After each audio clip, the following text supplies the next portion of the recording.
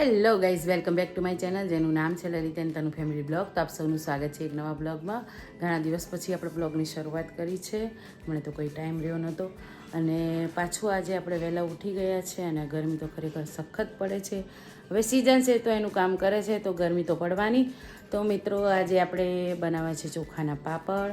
સાળેવડા બનાવવાની આજે ઈચ્છા છે એટલે પાણી અત્યારે થોડું ઉકળવા મૂકી દીધું. પહેલાં ચા પાણી નાસ્તો કરી દઈએ, અત્યારે વહેલા ઉઠી ગયા છે તો વહેલા પતાવીશું તો તડકો ઓછો હશે તો કામ પણ ફટાફટ થઈ જશે.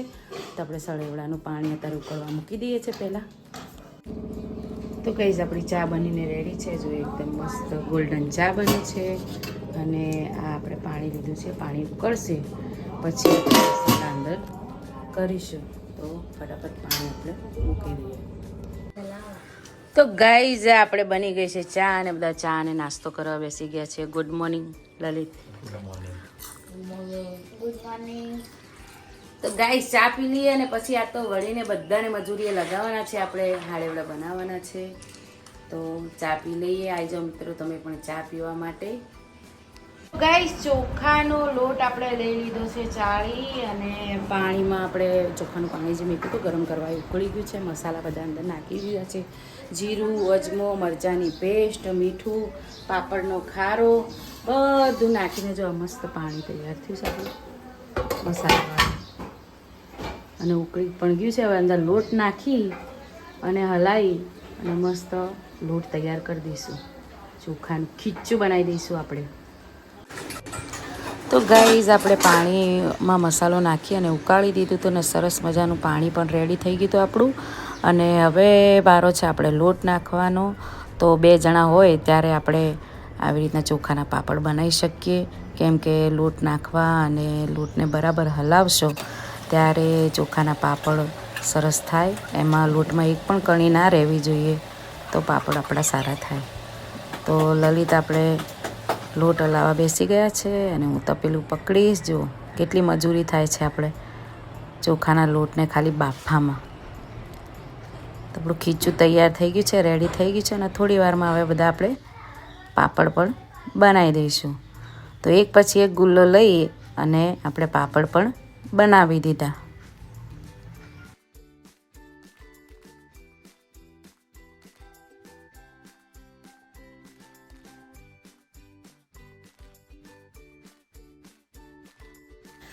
તો ગાઈઝ હાલેવડાનું કામકાજ પૂરું થયું અને અમે અહીંયા બેઠા તો ઓસરીમાં એટલે મશીનમાં જાણે ઉંદેડી હેરતી હોય એવો અવાજ આવ્યો એટલે વળીને આપણે સીડી નીચે થોડી સાફ સફાઈ આદરી તો પાછામાંથી ઉંદેડી નીકળી અને જો આટલું કતરીને બધું કાઢ્યું એટલે લીધે કચરો બાટલોને આપણું અહીંયા સીડી નીચે મેલીએ એટલે ઉંદેડીઓ આવી જાય. તો ગાઈઝ આપણે લોટ બાંધીએ છીએ. આજ તો બનાવે છે આપણે બટાકાનું શાક, પૂરી અને કેરીનો રસ બનાવ્યો છે.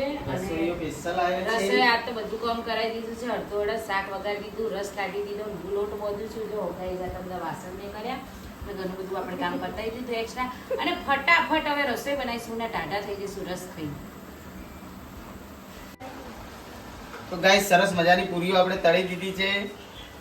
તમને બને છે, હું બનાવું છું. ये पूरी का गलगोटो में झुकीने લીધો. પૂરી હોય ને પૂરી હોય એ તો વણવાની કારીગરીઓ. શું કેવું આશા? હા મને તો જસ આલજી મત તો વણવાની કારીગરી હોય આપણે પછી એવી વણો તો ભૂલે ના. તો ગાઈસ થઈ ચૂકી છે સાંજ અને આપણે કામ બધું પતાવી અને સૂઈ ગયા હતા. જમીને બહુ થાક લાગ્યો હતો એટલે પછી કંઈ આગળ આપણે વધારે વિડીયો બનાવ્યો નહોતો. અને આપણે પાપડ પણ મસ્ત થઈ ગયા છે. લઈ લાવજો કેટલા બન્યા પેલામાં જો મેં મેલ્યા ખુરશીમાં તો એ પણ સરસ સુકાઈ ગયા હતા. અને આજ હવે કાલ કંઈ બનાવવા નથી. મને એવું લાગે કે વરસાદનું વાતાવરણ છે. જો આપણે બતાવીએ કે જો હેઠું ના પડેલા અડધા ફાટી ગયા છે, અડધા આખા છે પણ બન્યા છે મસ્ત. જો છે ને કરી લે મહેનત કોઈ દાડે એળે જાય નહીં. ગાઈસ જો સરસ મજાના આપણે પાપડ તૈયાર. હજી થોડા ઘણા બનાવીશું આપણે. તો બધા ફેમિલી અમારી આખું ફેમિલી આજ તો કામે લાગી ગઈ હતું. લલિત તો ઘણા ગરમીના તપી ઉઠતા હતા છોકરા ઉપર પણ ફાઇનલી આપણે કામ પતાવ્યું એક વચ્ચેથી એ પૂરું થયું કે ભાઈ હેડો આપણે હલેવડા તો બનાવી દીધા અને હવે સાંજની તૈયારી થાય છે પાછી જમવાની. બજાર કે ક્યાંય ફરવા તો લઈ નહીં જતા. આવા છે અમારા પતિદેવ, ક્યાંય ફરવા નહીં લઈ જતા ગરમીના, એમને ગરમી લાગે છે. લલિત ચોક લઈ જાઓ ગરમીના અમન. હા શું સોના મને ઘેર રહો. હા પછી તમે પેલું એ સીડી નીચે ઉંદેડી આવી તમે એ સાફ કરવા માંડ્યા. 4 ઉંદેડી અહીંયા વ્યાઈ હતી. આપણે પ્રોગ્રામ હતા એટલે કોઈ જોતા જ નહોતા સીડી નીચે શું હે શું નહીં ગાઈસ. તો એ પણ આજે આપણે કામ થઈ ગયું વચ્ચેથી. અને હવે અત્યારે ભાત વઘારી તો ચાલશે. હા બપોરે તો મસ્ત બનાવી તો આપણે રસ પૂરી અને બટાકાનું શાક. અને અત્યારે થોડા ભાત વઘારી દઈએ મિત્રો. છોકરાઓ ગયા છે રમવા, તો બને રહો બ્લોગમાં. ગાઈઝ મારા બંને બાળકો આવી ગયા છે તડકાના રમી. તડકો નહોતો પણ તમે તો કેવા પલળી ગયા છે. ગરમી કેવી લાગે છે તમને બેટા? ખતરનાક લેવલની ગરમી થઈ ગઈ અને તમે તો કાળા મેસ થઈ ગયા છો. એ આવોલા કેવું કે શું કે છે? રોમ રોમ એ તું કે છે એ દાંત આમથી કરોરા. તો ગાઈસ ખાલી ભાત વઘારવાનો વિચાર હતો, ગરમી ખૂબ લાગે છે એટલે. પણ અમારા પિંશુભાઈ માન્યા નહીં, એમને ખાવી હતી આપણે ખાટી કઢી. તો જો કઢી બનાવી, એક બાજુ ભાત વઘાર્યા અને હજુ 2-3 રોટલી બનાવી આપીશ છોકરાઓ માટે. તો ગરમી હોય તો કરવું તો પડશે કામ, શું કરશો કહો. તો બનાવી દીધી છે કઢી વઘારીને ભાત અને ફટાફટ 2 રોટલીનો લોટ બાંધી અને છોકરાઓને રોટલી બનાવીને આપી દઉં. પણ આમ ખાવું તો તને ખબર ના પડે આપણે લઈને બેસીએ. હા આર્યન ભાઈ ખાય, ભાઈનું તો લઈ લેવું તું.